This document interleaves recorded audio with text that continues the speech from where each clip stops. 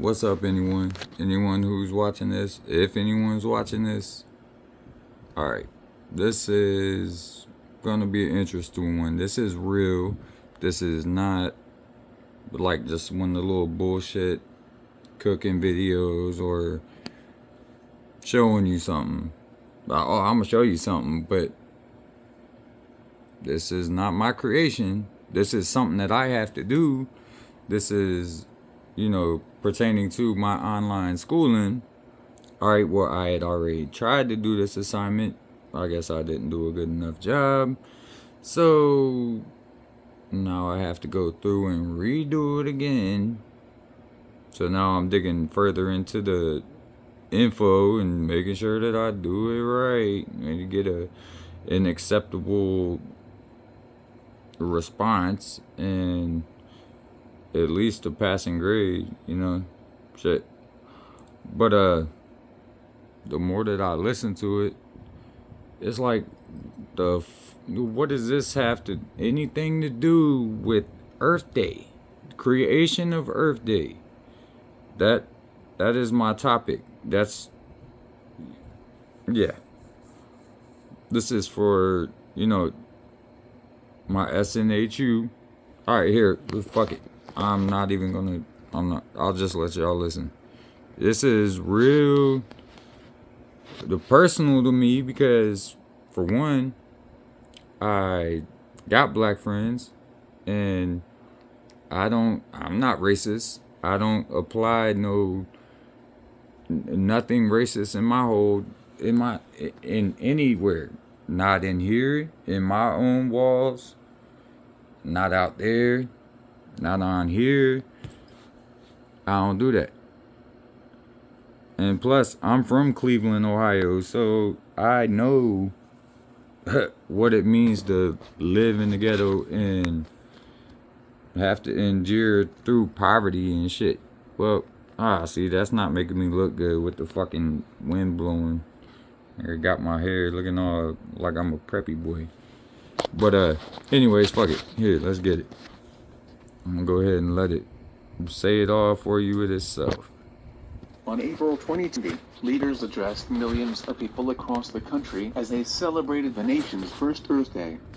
We are building a movement with a broad base, a movement which transcends traditional political boundaries.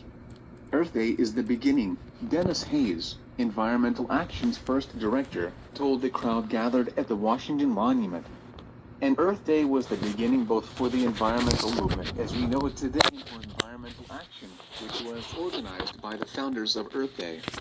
Here, speakers from the first Earth Day reminisce, assess today's environmental issues and look toward the future. Gaylord Keep Nelson. listening. Back in the early 1960s, when Gaylord Nelson was a freshman Democrat senator from Wisconsin, he says he could count the environmentalists in the Senate on one hand. But within a few years, the Cuyahoga River caught fire, beaches were closed because of pollution, and you could see industrial cities like Pittsburgh from miles away. They looked like they had a yellowish atomic cloud surrounding them. The air was so bad. By 1969, Nelson decided to launch a nationwide teach-em modeled after those held on the Vietnam War. When word of what soon would be known as Earth Day got out, it became front-page news across the country. On April 22, Congress adjourned, something unprecedented except for official holidays, and members went to speak in their home districts. Since that first Earth Day, Nelson has spoken Hold up.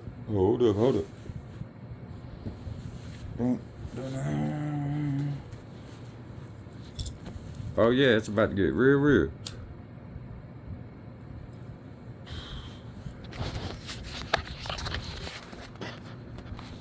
For real, if any of my people from Cleveland or any of my friends at all, period, if y'all are watching this, I don't know where I'm gonna put it. I know I'm gonna put it on YouTube, that's for sure. I don't really like putting my business on Facebook because everybody and Facebook always wants to put me in Facebook jail because my content or posts or anything is inappropriate. Except I grab that post from Facebook that somebody else has already posted on Facebook, and then I share it. to Facebook. But yet, they ain't in trouble. Oh well, anyways, fuck that. Yeah, let's get back to it. Dozens of colleges across the country to commemorate Earth Day.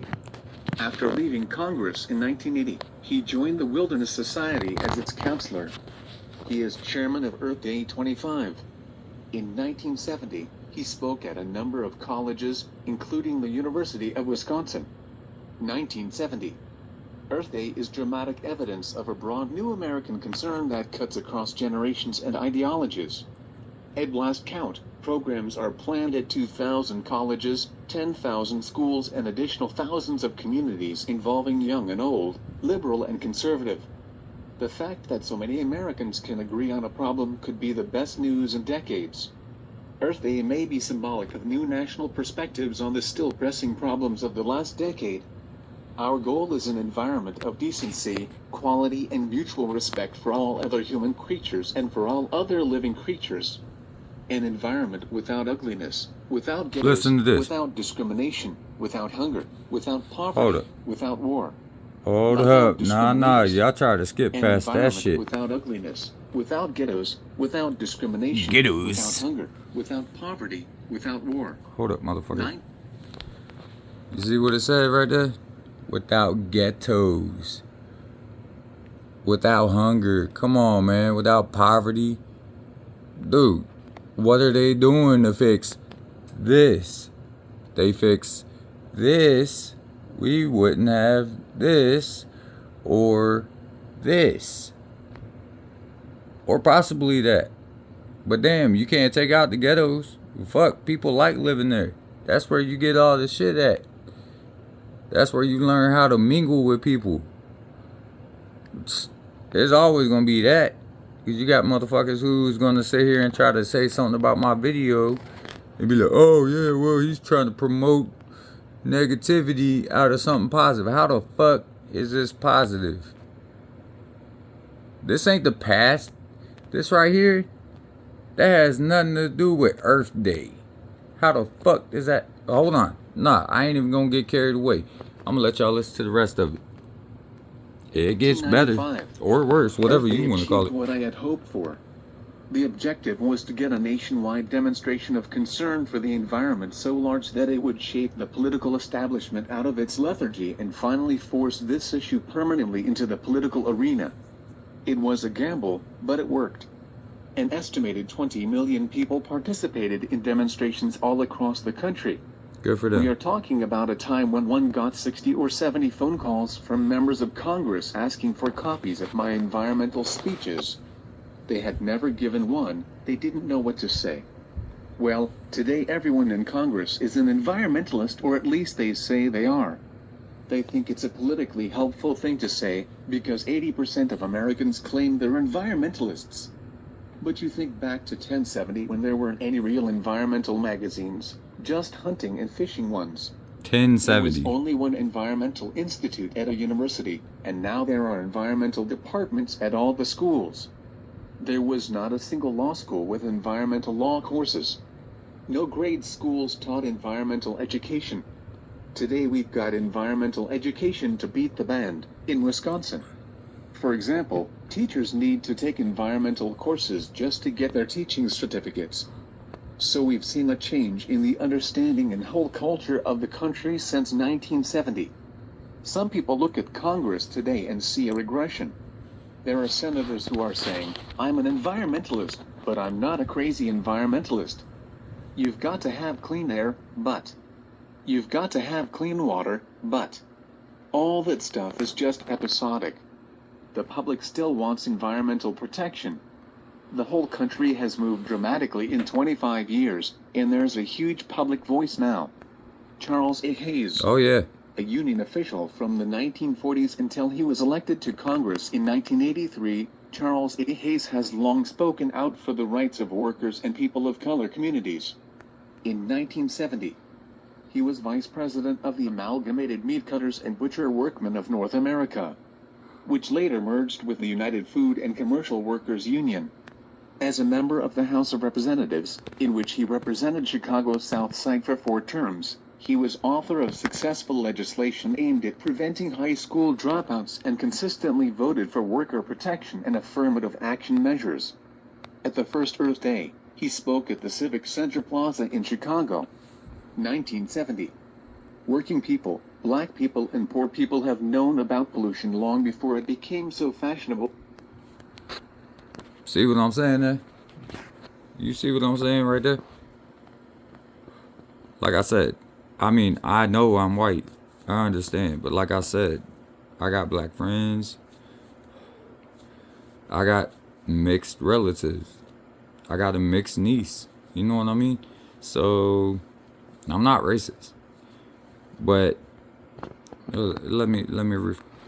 why are these separate categories? Working people, black people, and poor people. Why wouldn't it just say people? You feel me? What is that saying that black people and poor people don't work? Fuck. I know a lot of people that work and they are broke as fuck. You know why? Because the government, the people who are creating fucking Earth Day and trying to press this on everybody, is the ones who are making everybody else broke. They ain't broke. They ain't hungry. They ain't got fucking rats in their house. Oh, wait. We ain't even got to that shit yet. Here, let's roll. To talk about it. The steel workers have been living under the belching smokestacks of the steel mills for the past 50 years or more. The packing house workers have been breathing in the stench of rendering plants both at home and at work since the turn of the century. The workers in the grain mills have been developing lung ailments for many decades from the fine dust in the air, both inside and outside the plant walls. A better environment for us all will not come easy. What we have to recognize is that there are deeply rooted economic interests that will oppose us tooth and nail, but whose public relations departments will continue to issue fine statements about how dedicated they are to the search for a better environment. I don't know it, but a better environment for us all will not come easy. Alright, so don't quote me. This is what this is saying. I'm reading this. This is SNHU online college curriculum shit that I gotta do. I gotta read this and turn something in that's gonna actually get a passing grade, because the shit I did before, not acceptable. So now I have to dig deeper, and then I'm realizing all this racist shit. Like, for real, listen to this again.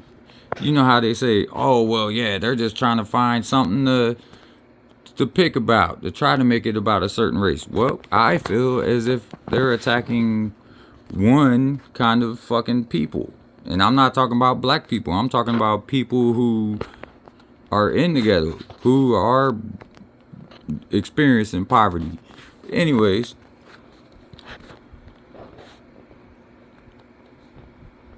what we have to recognize is that there are deeply rooted economic interests that will oppose us tooth and nail. AKA, there is economies, certain economies. I'm more referring to where the fuck did it go?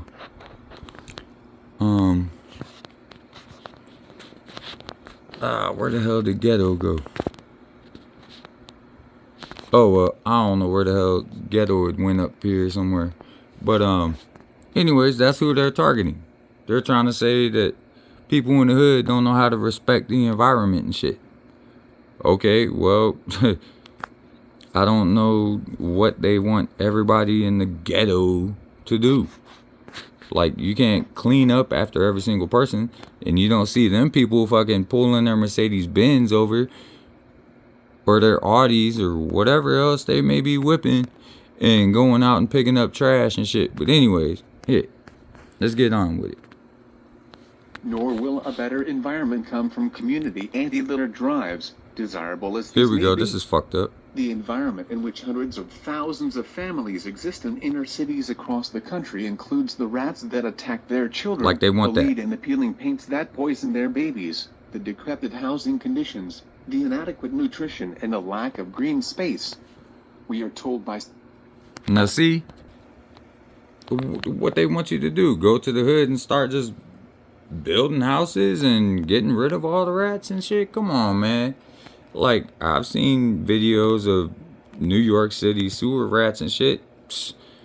One of those get in my house, guess what? I'm moving. I'm getting the fuck out. He can have it. Cause no, I don't play with rats and shit. Not saying that I'm too good to live with them, but as long as they ain't in my house, then I'm cool. I mean, I get freaked out whenever I see them outside. I'm not even gonna cap. I can't lie. I don't like them little creatures. The little evasive creatures. Or invasive, whatever you want to call it. But anyways, like, how does this have to do anything with Earth Day? Is black people and people in the ghetto and poor people that are ruining the earth? Is it the environment? Oh, man, fuck that. Yeah, I don't get it. On with the show. Senator McGovern's study of the hunger problems that 15 million people in America cannot afford an adequate daily diet. It is small comfort to breathe clean air while you slowly starve to death. The black people and the poor of this country can understand and join in the fight for a better environment, so long as that fight recognizes the need for joint action on all the basic evils of our environment. Dude, am I tripping? Like, does it only sound wrong to me? The black people and the poor of this country can understand and join in the fight for a better environment.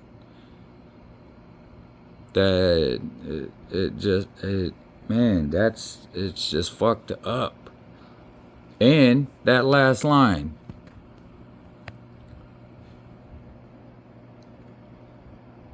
The study of the hunger problems of 15 million people in America cannot afford an adequate daily diet. It is a small comfort to breathe clean air while you slowly starve to death. Like, in case you missed it the fucking first time, like, that's messed up.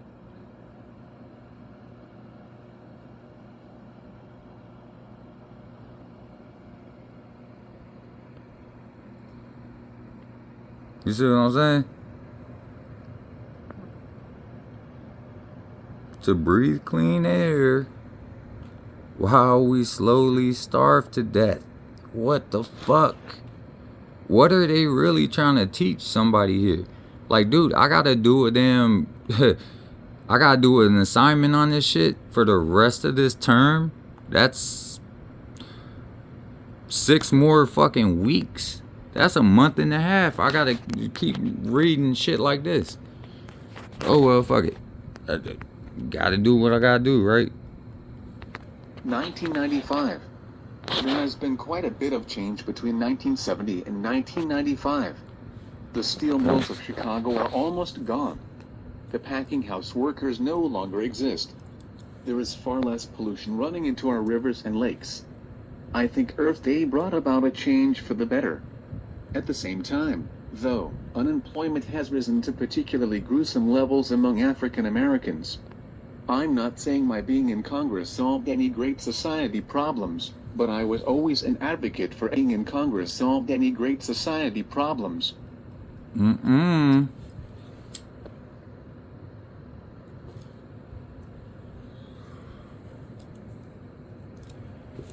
Hold up. Like I said, I am not trying to fucking stand up for what they're, oh, well, how does them talking about black people affect me? I had already told y'all that earlier, but it's like, oh, poor people, black people, and all this. It's like, why the why you distinguishing the shit? Why can it not just be people of all races, or rich people, broke people. They gotta throw the color in there. And of course, I have not once heard them say nothing about no fucking rich people. Not once. Not once. What? Like, for real. People from the hood and the ghettos and shit that can't fucking afford to live out in the suburbs and shit. We're just pieces of shit. We gotta enjoy this fresh air as we starve to death. Like, dude, that is ignorant as fuck. But oh well, let's get to it. So let's get to it. But I was always an advocate for education and training programs to prepare people for jobs that are available. As a member of the Education and Labor Committee, I traveled throughout the country to see what Congress could do to improve quality of life, particularly in urban areas. After I graduated from high school in the 1930s, I went to work for the Civilian Conservation Corps planting trees to stop erosion. It was a program that protected our rivers and environment and at the same time created jobs. I think something like that could be helpful now in rebuilding our deteriorating infrastructure. I haven't made I it this grew far. up in a family of 12 kids. We were very poor, and I'll never forget my roots. I think we have a responsibility to do something about poverty and to make life better for people instead of worse, instead of sitting back and watching the rich grow richer. Oh, now we Eugene want to talk Peotum. about shit. Eugene Peotum, widely acknowledged as the father of modern ecology, has been a professor of biology and ecology at the University of Georgia since 1940, where he founded the university's Institute of Ecology. Author of numerous textbooks on ecology, Odum has also won awards for his pioneering work in ecology and conservation, including the Theodore Roosevelt Distinguished Service Medal and the Tyler Ecology Award, recognized as the most prestigious environmental prize in the world. In 1970, he spoke at the University of Georgia. 1970. It is important to realize that the optimum population density for a highly technical and affluent society is very much lower than for a subsistence society because the individual's use of resources and his production of wastes is so much greater. Thus, the U.S. is now in as much danger of overpopulation at its level of living as is India at its level of living standards. We cannot just sit back and let the food supply determine how many people the earth can support, because it will support more warm bodies than quality human beings. What the fuck? To maintain an American diet and an American style of life, each person... Bro, are y'all for real? What the fuck did he just say?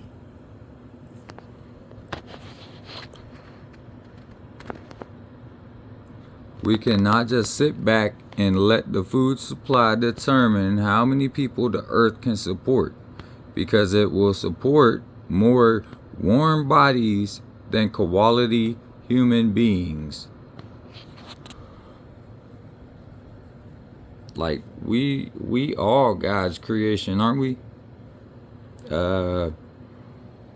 All human beings are supposed to be treated the same, correct? So what are you just saying that, oh, well, we can't eat up all the fucking... We can't eat up all the quality human beings' food. The fuck is a quality human being? We all got our own qualities. See what I'm saying, man? This shit's fucked up. Now, I can't choose another topic. I can't change it. Because I picked climate and environmental changes. What the fuck does this have to do with climate or earth changes? Environmental changes. That sounds like a bunch of fucking trying to change the world in a different type of way, and it ain't got nothing to do with the damn climate, that's for sure. May need as many as... Only a very small part of this 5 acres is needed to supply food, clothing, and shelter. If we would be satisfied merely with getting enough calories, having 1 soup per year and living in a 1-room apartment. But to support us in the good life to which we are accustomed, a lot of space is needed to take care of resource demands, domestic animals and recreation, and to cope with air, water, noise and other pollution. 1995. I think when astronauts first took pictures from the moon, we realized what a small Alright, hold on. Let me run that. Let me run that shit back real quick. Yeah. To maintain an American diet and an American style of life, each person may need as many as 5 acres. Only a very small part of this 5 acres is needed to supply food, clothing, and shelter.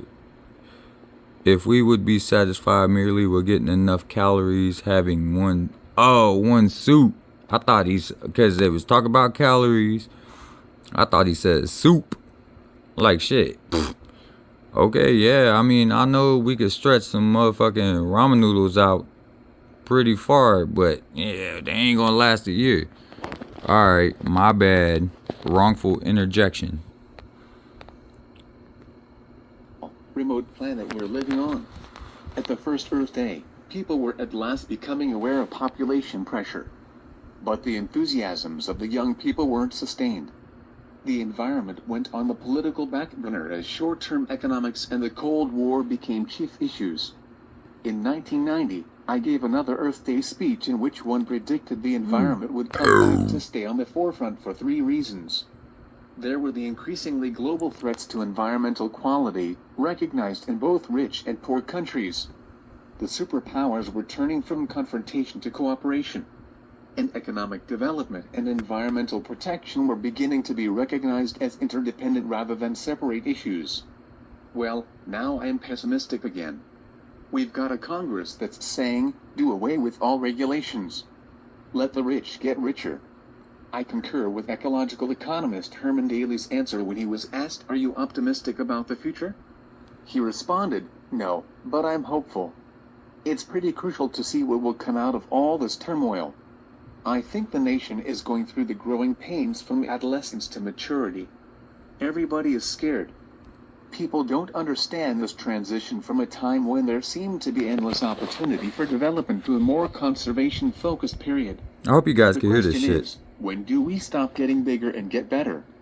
Barbara Reed Alexander. As one of Environmental Action's first staff members, Barbara Reed Alexander played an instrumental role in propelling Earth Day 1970 into the national spotlight. Alexander led a protest outside a General Electric stockholders meeting in Minneapolis that made the CBS Evening News as well as national newspapers. Alexander is currently the director of the Consumer Assistance Division of the Maine Public Utilities Commission and has served as a consultant to the Maine Department of Environmental Protection on clean air regulations. 1970. What we see here today is the beginning of a movement. It is a movement determined to make the corporate, governmental and educational institutions of this country responsive to the needs of the people.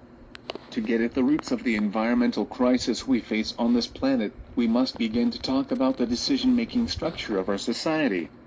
Pollution and the Vietnam War are symptoms of misplaced priorities and a warped conception of human values. General Electric stands high on the list of those institutions that have propagated our overconsumptive and planned obsolescence culture. We stand here today to let GE know that the people are aware of the mindless consumption of gadgets it helps to foster. We stand here today to let GE know that such practices will not be tolerated any longer. We stand here today to symbolize the death of those ecologically unsound practices and affirm life, for us, and for our children. 1995. As part of the staff that organized the Environmental Teach-In, which later evolved into Earth Day, we worked on nurturing and promoting events for the day. We wanted to stimulate events in parts of the country where there was not enough spontaneous combustion. Staff fanned out across the country on Earth Day. We were trying to get the issue on the front page, and we had no apologies about that. Since 1970, we've succeeded beyond our wildest dreams with the whole notion of getting lots of people involved in citizen action through filing comments, debating, holding workshops. We now have a healthy public participation process and numerous grassroots groups. There have also been dramatic improvements in stopping certain pollution. In Maine there has been a significant improvement in the quality of lakes and rivers. Some were completely inaccessible to citizens 25 years ago. But the other side of the coin is that once Earth Day was over, we sat back and said, my God, these problems are so much more complex than any of us thought. Over the years I think we've found that once you solve one set of problems, it's really no easier to solve the next set. I think there's a lot of pessimism out there now, but national politics is very cyclical. There was a real high with the original Earth Day. Then in 1980, people got cynical during the Reagan years, where very little progress was made on the environment.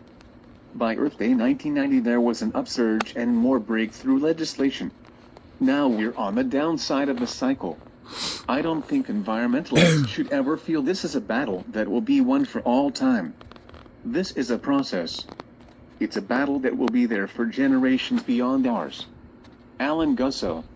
Artist Alan Gusso created one of the nation's first grassroots citizens groups in 1964 when he began speaking out against a proposed hydroelectric plant in New York's Hudson River Valley. Because he had no idea what was expected of him at his first hearing, he quoted Jawaharlal Nehru, Prime Minister Indira Gandhi's father, and poet T.S. Eliot, attracting press attention, including the New York Times. Author of the book, A Sense of Place, Artists and the American Land, Gusso's paintings reflect his connection with the earth.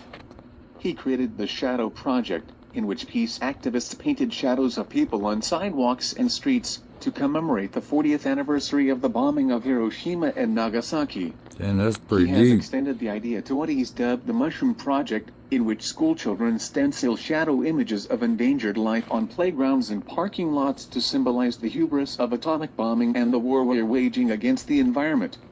A longtime Friends of the Earth board member, Gusso is now putting together an exhibit called Rediscovering the Landscape of the Americas, which will tour nationally in 1996. He spoke in Union Square in New York. 1970. The future today isn't what it used to be.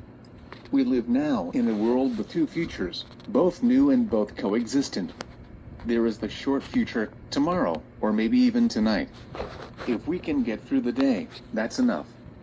Who can really think about a distant future when, for example, life in the ghetto hits some of us every day with the question of simple survival? So one view of the future is that no real future exists. What the fuck do they know Then there about is a another view ghetto? of the For real. future, which in a sense is what Earth Day is all about. Earth This Day view ain't about the suggests ghetto, calamity bruh. lies ahead It's if about we the whole don't stop fucking doing world. some of the things we seem to be insistently doing. Things like polluting the air, destroying our rivers, killing our oceans, and jamming our cities. Such a view of the future is circular like the whole Earth. Jamming our cities. So, what do they want people to do? Where they want us to go? Like, I'm for real gonna have to talk to my instructor and be like, dude, how is this relevant at all? The fucking first assignment I did, like I said, like, I ain't never asked for no D at all in any aspect of my life. But shit, at least a D's passing on this shit, you know what I mean? I'm not saying give me a D, because I know somebody out here who's gonna watch this shit. Ha! He wants a D. Nah, I already got a D. But yeah, I don't know, dude. All this shit's irrelevant. Like, if I am fucking just overreacting, I mean, it is fucking... It is 6:08 in the morning. Monday morning. And I'm trying to get this shit done, dude. But it's already late now because I had to go back and redo this shit. So, fuck it. I'm gonna sit here and listen to this nonsense. A circular future means that we cannot escape from whatever it is that we do here and now. Life is not linear, it is round. If we pollute the earth and others do the same, the pollution will come up over the horizon one day and destroy us. 1995. I created a short-lived artist-in-residence program in the national parks in the early 1970s. I felt that we had people who took care of the various physical aspects of the parks, but I saw artists as the spiritual caretakers. I think artists are carrying out that role in the larger world today. Artists today are much more deeply and profoundly interested in the environment than 25 years ago. There are paintings based on the sounds of owls screeching or the taste of polluted water.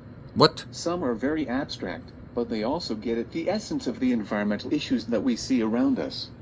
If there's any message from Earth Day, we've affirmed my comment about the future being circular. I think when I was growing up, life seemed linear, events happen and then the next one and the next. But we're seeing now that really one event is linked to another, discovering the roundness of life. As we come upon some of these same problems over and over, it becomes increasingly difficult to really remain an optimist. In the long run, I hope that wisdom comes.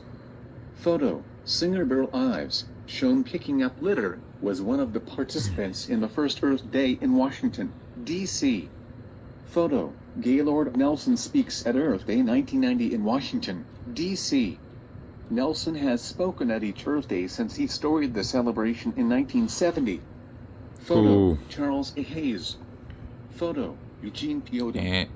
Photo: one of Well, alright, I'm not gonna sit here and listen to all the rich people who went and picked up one piece of trash and then got recorded doing it. That don't count. I want them to apologize and explain what do ghettos and broke people have to do with fucking Earth Day. Because that is a question that I have to answer. I have to create some kind of damn topic question about Earth Day. And I'm damn sure, oh, yeah. What if I would use something like that? If I do, how did black people ruin the environment? I don't know. Like, that's what they're trying to say. How are people from Cleveland, Ohio, ruining the environment? Too much gas in the air. I don't know.